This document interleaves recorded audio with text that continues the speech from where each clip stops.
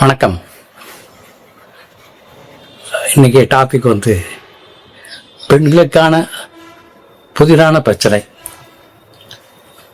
The secret distress of a woman.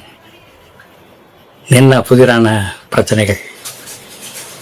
லுக்கோரியா, அதாவது வெள்ளைப்பாடு. வெள்ளைப்பாடு இயற்கையாக சில கசிவுகள் பிறப்புறுப்பிலிருந்து வருவது இயல்பு.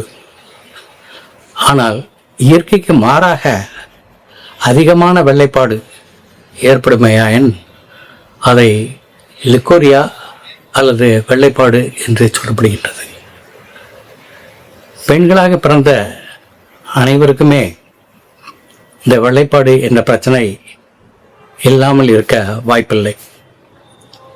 இந்த வெள்ளைப்பாடு என்பது பல வகைகளே இருக்கக்கூடியது.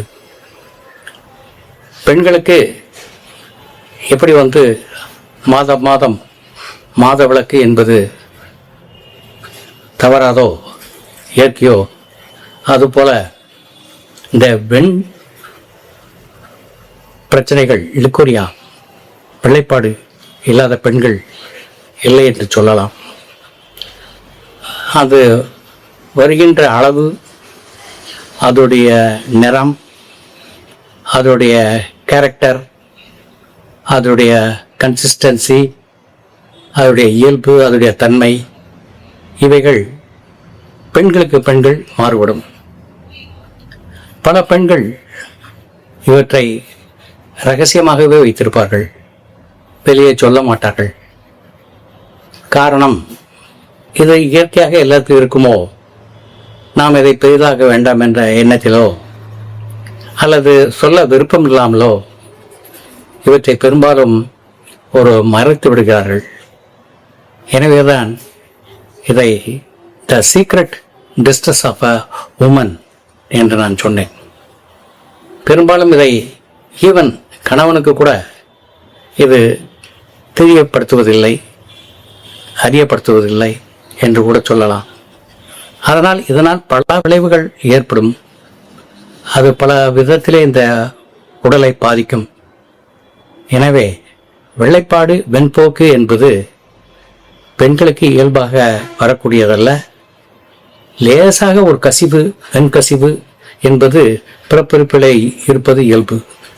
ஆனால் அளவுக்கு மீறி நீண்ட நாட்களாக, பல வருடங்களாக இருப்பின் அந்த வெள்ளைப்பாட்டினை நாம் சரி செய்து கொள்ள வேண்டும்.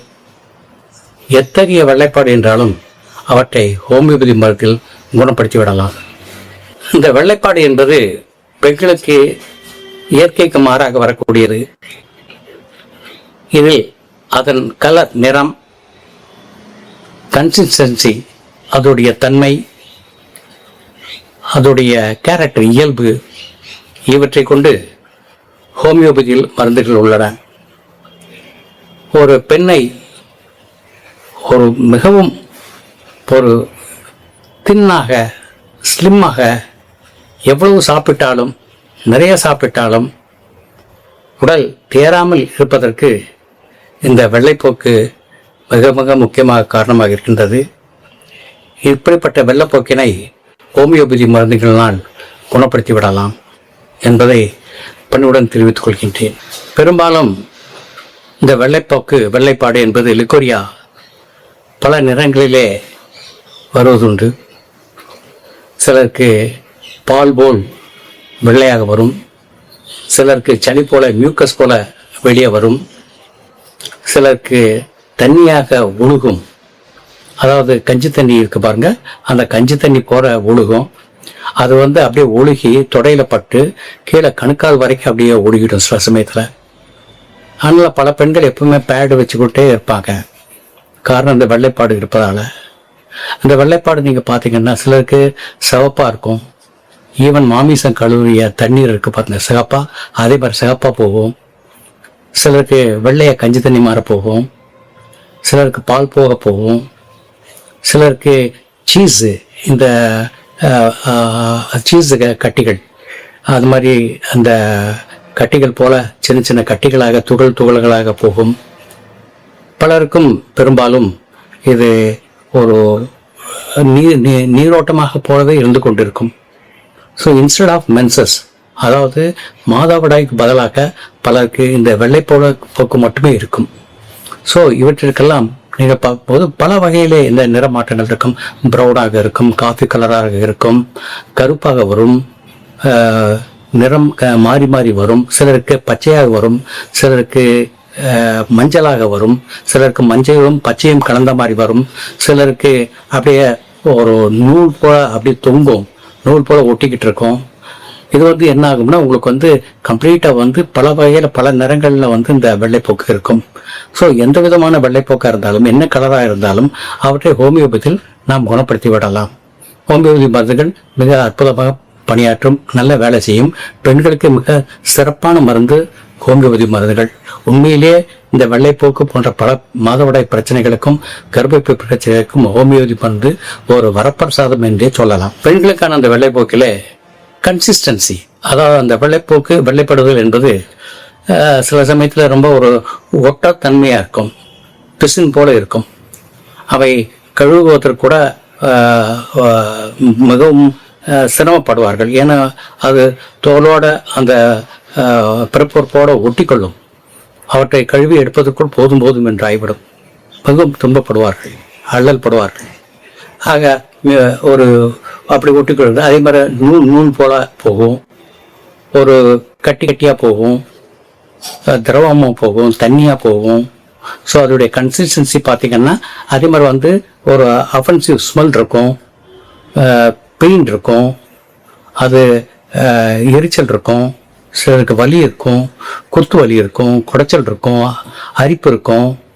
பலரும் பார்த்தீங்கன்னா ஒரு பொது கூடத்தில் போனால் கூட, பொது இடத்துல போனால் கூட அவங்கள அறியாமையாக கை அந்த இடத்துக்கு போயிடும். காரணம் அவங்களால அந்த அரிப்பை வலுப்சியஸ் இச்சிங்னு சொல்கிறோம், அந்த கடுமையான அரிப்பை தாங்க முடியாது. அவங்களால மேக்சிமம் தாக்கு பிடிச்சி பார்ப்பாங்க, இருந்தாலும் கூட அவங்கள அறியாமையாக கை அங்கே போயிடும் சொரியறதுக்கு. காரணம் அந்த அரிப்புத்தன்மையினால தான். ஆகவே வெள்ளைப்போக்கில் அரிப்பு இருக்கிறதும் இருக்கும், அரிப்பு இல்லாத இருக்கிறதும் இருக்கும். அதே மாதிரி சுற்றி கம்ப்ளீட்டாக அந்த இடம் கூட உங்களுக்கு ஒரு மாதிரி ஒரு வெப்பமாக இருக்கும், உஷ்ணமாக இருக்கும். எப்பவுமே பிறப்புறுப்பு உஷ்ணமாகவும், எப்பவுமே அந்த பிறப்புறுப்பு எப்பவுமே ஒரு அரிப்பாகவும் ஒரு உறுத்தலாகவும் கஷ்டமாகவும் இருந்துட்டு இருக்கும். அவங்க மேனேஜ் பண்ணுறது ரொம்ப கஷ்டம், ஆனால் வெளியே சொல்ல மாட்டாங்க. இதுக்கு நீங்கள் just take a homeopathy medicines. இந்த ஹோமியோபதி மெடிசன்ஸில் இந்த வெள்ளைப்போக்கை அந்த நான் சொன்ன மாதிரி பல நிறங்கள்லையும் பல தன்மைகளையும் இருக்கக்கூடிய அந்த வெள்ளைப்போக்கை நீங்கள் குணப்படுத்திக்கலாம். ஹோமியோபதி மருந்தை நீங்கள் சாப்பிட்டு சரி பண்ணிக்கலாம்.